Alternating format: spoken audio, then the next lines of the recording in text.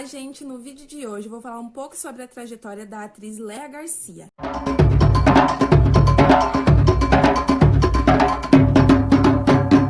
Léa Lucas Garcia de Aguiar nasceu no dia 11 de março de 1933, na Praça da Mauá, no Rio de Janeiro. A mãe da Léa faleceu muito cedo, quando ela tinha só 11 anos, e depois disso ela foi morar com a sua avó materna, que era uma governanta de uma família rica, de uma família da elite do Rio de Janeiro. Seu pai queria que ela fosse contabilista, mas ela pensava em fazer filosofia, e ela estava se preparando para ingressar na faculdade de filosofia, quando ela começou a fazer danças folclóricas, e ela fazia aula de danças folclóricas com Mercedes Batista, que era um dos integrantes do Teatro Experimental Negro. A partir do Mercedes, ela acabou conhecendo o Abdias do Nascimento, e quando ela tinha 16 anos, aconteceu um episódio que ela brigou com o pai dela, e ela foi morar com o Abdias e os dois se casaram. A partir disso, ela acabou tendo contato com o teatro e virou uma integrante do TEM, passando a ter aulas de interpretação. E quando ela conheceu o Abdias e o TEM, ela acabou se interessando mais pelo teatro e também acabou se aproximando mais da militância antirracista e acabou fazendo parte do movimento. Léa Garcia e Abdias do Nascimento tiveram 2 filhos, mas em 1954 eles se separaram, mas mesmo assim ela continuou sendo uma integrante do TEM. E sendo uma integrante do grupo, ela interpretou diversos papéis em várias peças, como, por exemplo, Sortilégio, O Filho Pródigo, O Imperador Jones, várias peças. Em 1956, ela atuou na peça Orfeu da Conceição, que era escrita por Vinícius de Moraes. A Léa fazia o papel de Mira nessa peça, e essa peça falava sobre o mito grego de Orfeu e Eurídice nos morros do Rio de Janeiro, e tinha cenário de Oscar Niemeyer e figurino de Lila Moraes, que era a esposa do Vinícius de Moraes.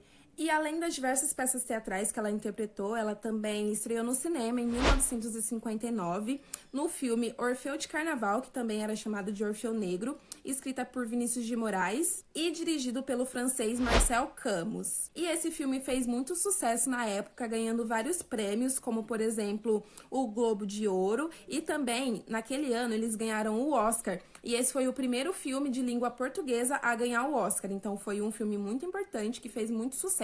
E a Léa também concorreu ao prêmio de melhor atriz, mas por poucos pontos ela perdeu, ficando em segundo lugar. E por causa de todo esse sucesso que o filme teve, o diretor escalou as 2 atrizes, a Léa Garcia e a Lourdes de Oliveira, em 1960, para o seu próximo filme chamado Os Bandeirantes, e ele levou as 2 para Paris como forma de divulgação. E elas foram a sensação em Paris naquela época, tanto que o estilista Dior fez os vestidos para elas. E também a revista Paris Match fez uma matéria de 4 páginas dedicadas a elas. E em 1970, Dias Gomes, que tinha trabalhado com ela no teatro na peça A Invasão, convidou ela para ingressar na Rede Globo, na novela Assim Como no Céu.